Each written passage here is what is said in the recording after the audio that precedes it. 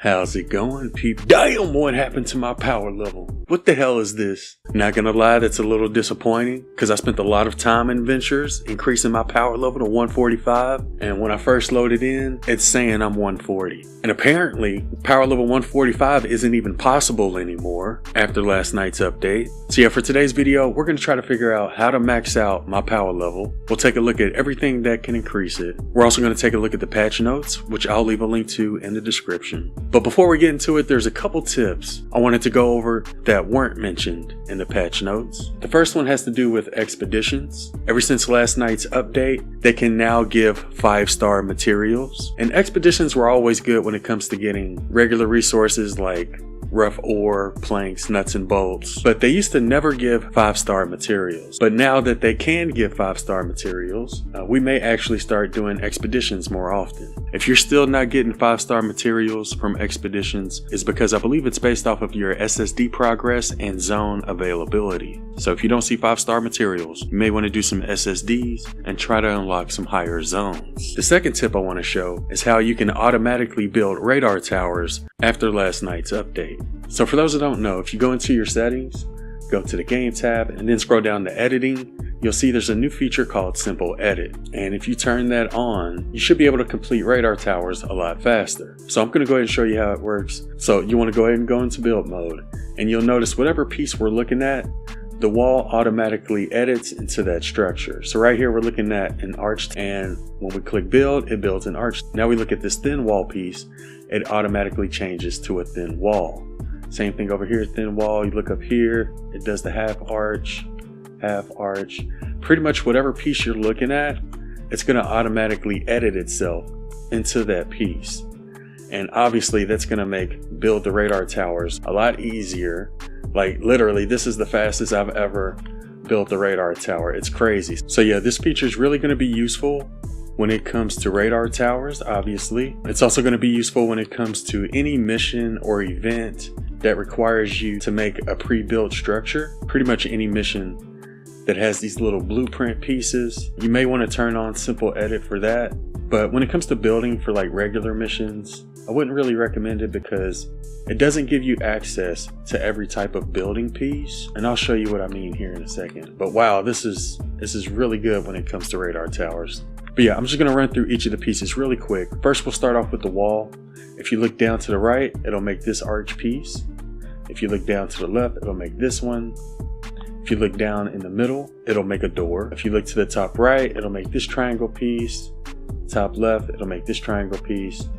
And top middle, it'll make this wall piece. If you look in the middle, it'll make this window piece. And those are all the pieces you can make when you're using simple edit. So you can't build stuff like the door and wall piece in simple edit. You can't build a small wall like this or a small wall like that. You also can't build this piece. You also can't build a regular arch wall piece. So there's a lot of pieces missing from simple edit. Same thing with floor pieces. When you look in this corner, it'll build this floor piece in that corner. If you look in the top right, it'll build this floor piece.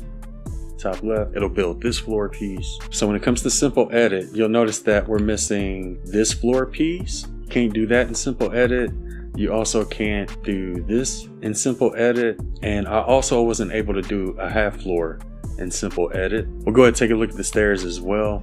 If you look towards the left and hold the reset button, it'll build half stairs on the right. If you look towards the right and hold the reset, it'll build half stairs on the left. And if you look in the middle and hold reset, it'll reverse it to this side. So when it comes to these ramp pieces, you're not going to be able to do the up and to the left piece. You're also not going to be able to do the up and to the right piece when you're in simple edit. And last up, we have the cone pieces. So when you look to the bottom left and hold reset, it'll build this piece. When you look to the bottom right and do it, it'll build this piece. Same thing on the other corners. If you look over there and press it, it'll build that piece. Same thing with the top left, it'll build that piece. And if you look in the middle and hold reset, it'll build the ramp piece. Same thing with the other side. If you look at the other side in the middle and hold it, it'll build the ramp piece facing this way.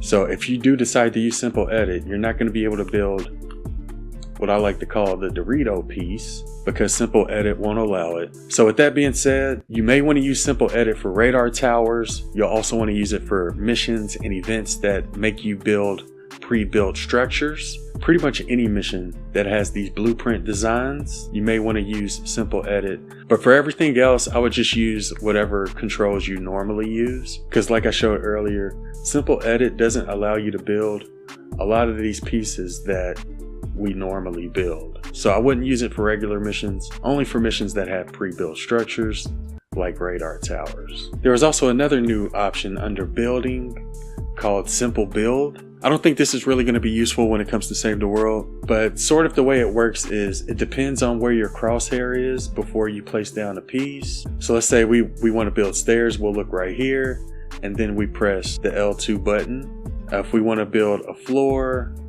we'll look down here, press the L2 button. I couldn't build this cone unless there's a floor on the ground for some reason.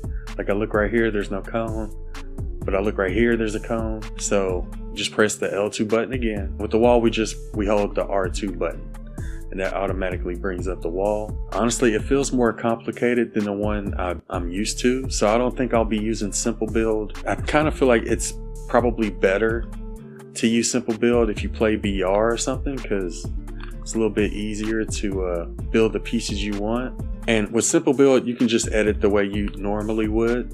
You can pretty much edit it into any piece you want. Pretty much the only thing that changes is the buttons you press, and you'll have to look a certain way in order to build compared to the normal way of building. But yeah, that's what Simple Build and Simple Edit look like in Save the World. I also want to compare the changes they made to graphics in Save the World. And shout out to Archer for showing us these comparisons. Here's a good example of what Save the World used to look like, and here's what it looks like now. You'll notice the trees are a little bit different. They're a little less curvy compared to before. The rocks also look a little bit different compared to before. Here's another image. This is a before, yesterday's update, and here's an after. Again, you'll notice the trees look a little bit different. Same thing with the terrain. This is the new terrain right here. We go back, here's the old terrain. Here's another picture that compares. This is the old Save the World graphics. You'll notice the trees and the terrain is gonna look a little bit different. Here's the newer graphics. So again, these are the old trees. Here's the new trees. Here's what the old terrain used to look like. And here's the new terrain. And here's the last image he shared with us. This is what the old Save the World used to look like. Again, focus on the trees and the terrain right here in between the trees, and I think you'll notice that it looks a lot different. The trees look different, the terrain looks different. So yeah, just wanted to show that because they don't mention these changes in the patch notes. Anyway, speaking of patch notes, let's go ahead and take a look at them. We've made some big updates to how overall progression and power rating work in Save the World. These changes are all about making things simpler, more rewarding, and creating a smoother experience, whether you're playing solo or in a group. We've also added Simple Build and Simple Edit settings, as well as a refreshed emote wheel. Let's get into it. Updates, changes, and improvements. Research system removed. Fort stats previously earned through research are now gained automatically as your commander level goes up. Expeditions no longer require research points to run. So if we check our command tab, you'll notice that the research is gone. And for those who are wondering, that was this tab right here that used to show your research progress for each of the fort stats. That's no longer in the game. Anyways, they then went on to say power that's truly yours. Your power now comes entirely from your own commander level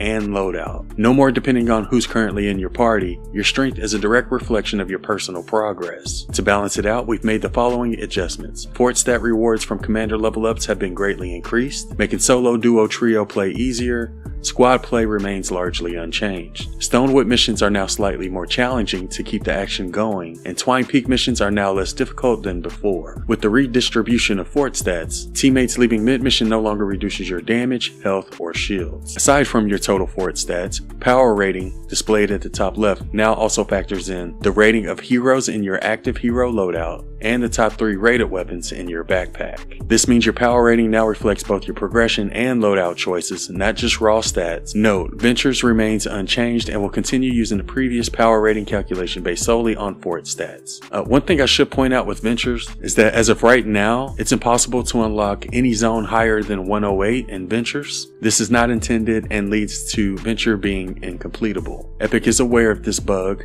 and they are currently working on it. So for those of you who do Ventures, you're not going to be able to go beyond 108 until they fix this bug, which I'm assuming they will soon, because this literally makes a large part of Ventures unplayable at the moment. So I do expect them to fix this very soon. But yeah, you'll notice like when we swap through our hero loadouts, our power level changes. It kind of depends on how many heroes you have maxed out to 144. With this one, we have 2 heroes at 144, and that brought us all the way up to power level 143. I am going to go ahead and fully promote all of the rest of the heroes in this current hero loadout just to see how high our power level can go, and that bumped us up to 144, which is currently the highest power level you can have and save the world. Keep in mind, they also said that your power level is also determined by the top 3 rated weapons in your inventory, and I just deleted all of my 144 weapons and it dropped my power level down to 139. So in order to increase that, we're going to go ahead and craft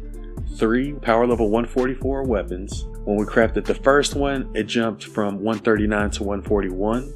When we crafted the second 144 weapon, it increased it from 141 to 143. And when we crafted a third power level 144 weapon, it increased our power level from 143 to 144. Last thing I should point out when it comes to your power level is that your squads will still affect your power level. So if we changed this one to a low power level survivor, you'll notice it decreases our power level. So your survivors will still increase your power level as well. But the power level of the heroes in your hero loadout also affect your power level, and the top 3 weapons in your backpack can also increase your power level. Your commander level, which you can find under command and profile, 310 is the maximum you can have for a commander level. That's also going to affect your power level. Also, for those wondering how to increase your commander level quickly, you get a certain amount of points every time you complete a mission, and you can increase that number of points by increasing your combat, building, and utility scores. That'll get you more points. Another way to increase your commander level faster is by using these XP boosts. If you purchased a Super Deluxe Founders Pack,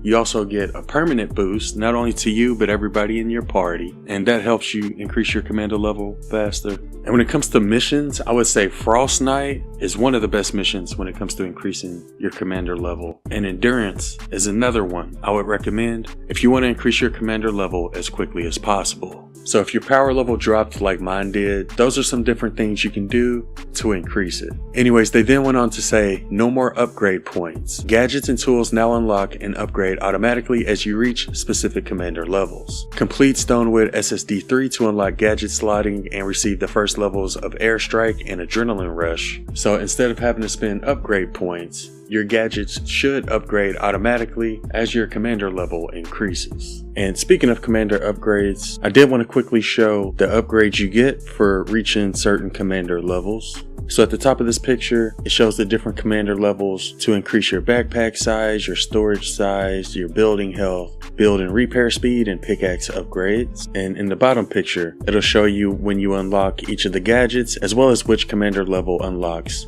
those gadgets upgrades. And big shout out to Archer for putting this together for us. They also went over simple build and simple edit. It says here, new to building, we've got you covered, literally. Similar to simple edit, simple build is an option in the settings under the game tab in the building section that makes learning how to build simpler. Turn on the setting, look in the direction you want to build, and just build. In case you missed it, simple edit is an existing building setting that makes the whole building process easier. Just look at the structure you'd like to change and make edits with a single button press. So we did already show both simple edit and simple build, so I'm not going to waste a whole lot of time on that. Next thing they went over was the emote wheel overhaul. And it says here, Fortnite Battle Royale's updated emote wheel is now in Save the World. Features include refreshed visuals, new emote and jam loops collection menu, updated emotes category screen, and improved sorting and filtering for faster access to your favorite emotes. So I do want to go ahead and show the new emote wheel. If you hold the down arrow on console, it'll bring it up, and it's divided into 3 sections. You got emotes, jam tracks, and comms. So if you need to tell somebody where a storm chest is, you can select loot here under comms.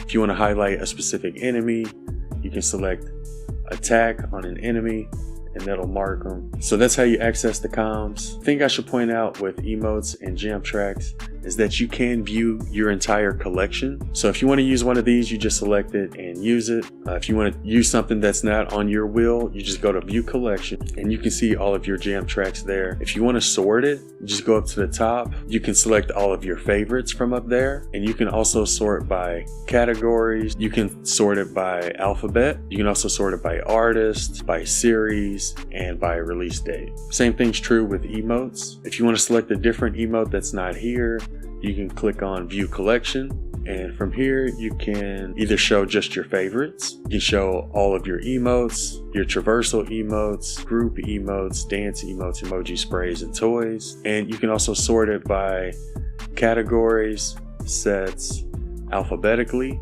series, and by season, as well as latest acquired.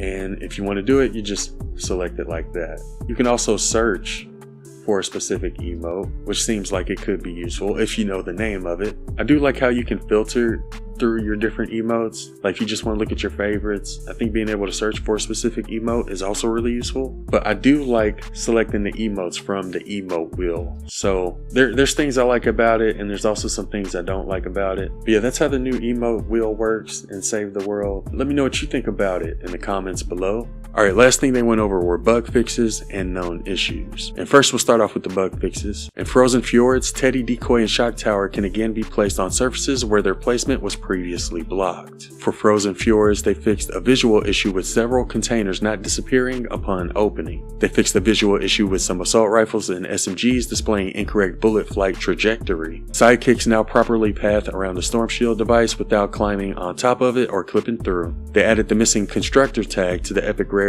Lockbot Hero, and archive gem tracks no longer appear incorrectly in the emote wheel. Also, you may have noticed some heroes are bald now. Quinn over here looking like she's best friends with Ariana Grande. Oh no, not my Penny. Anybody but Penny. Bro, Powerhouse doesn't even have a head. Holy shoot. Doesn't matter, still would. Some more missing heads. It looks like it affects the Fortnite robot heroes for some reason. Oh, they even got rid of his beard. This is what he's supposed to look like. You can fix it by just viewing the hero, but if you're just scrolling through, chances are you're gonna see a couple bald heroes. Also, apparently this is what Dennis looks like without his hair. What a terrible day to have eyes. Bruh. Huh? Would. So yeah, just wanted to give you a warning. There's a lot of bald heroes in Save the World at the moment. And when it comes to known issues, completing a mission may cause power rating to be lower than it actually is, potentially locking the player out of higher level missions. This does not occur when playing missions near your power rating. Loading into a new mission or switching to a different hero loadout and then switching back should correct it. The command Gadgets tab doesn't appear after completing the SSD3 mission, preventing players from viewing gadget upgrades. There is a workaround for it though if you enter a mission or re-enter Save the World. It should fix it. Gadget notification doesn't pop up after earning 1 through level up. There's also a couple bugs with simple edit. Wall and roof previews are currently missing when making arches or ramps. That should be fixed in the next game update. Also, the UI does not update to reflect the reset after editing a structure. Also, directional pads won't activate when phase shifting onto them. For Xbox One, lighting may be missing on the command and mission launch screens. Ninja heroes cannot use the Mana Sleep ability consistently. They said they fixed it last update, but there's still some problems with it. Soldier Shockwave ability may be locked out if interrupted by player built ramp, roofs, or slope terrain. Hotwire's overcharge perk may not trigger lightning damage consistently. Releasing and pressing the attack button again will restart lightning damage. Constructor's plasma pulse grenades may not deploy or damage enemies after the player fires a bow. Using other weapon types, melee included, doesn't break the ability's functionality. The Hero Commander Buckle Plus perk currently provides reduced effective damage as weapon level increases. And for those who don't know, that's Buccaneer Jonesy's commander perk. And the last thing they said was the player character may sometimes use an incorrect arm sweep animation when interacting with world objects. And that sums up everything that was in the patch notes. So yeah, definitely a lot of changes happening in Save the World with this most recent update. They changed the graphics, they made some changes to the UI. They also added some new build features, emote wheel, and they also made some changes to our power level. But yeah, let me know what you all think about this update in the comments below. Hopefully this video helped you out. If it did, be sure to hit that like button. Subscribe if you're new. And if you really want to support the channel, be sure to use code A1. Anyways, before I go, I did want to give a huge shout out to our YouTube members. And just wanted to let them know I appreciate them. Anyways, I hope you have a wonderful day. And thanks for watching. Been a go, but it's some stuff I won't let her do. If I get to shooting this RPG, I need props like a stepper. Let's do it. They tried to get me with spike traps, they know I'm like that, smooth like a criminal. If they try to bite, I'ma bite back, man. I just swipe that, I need residuals.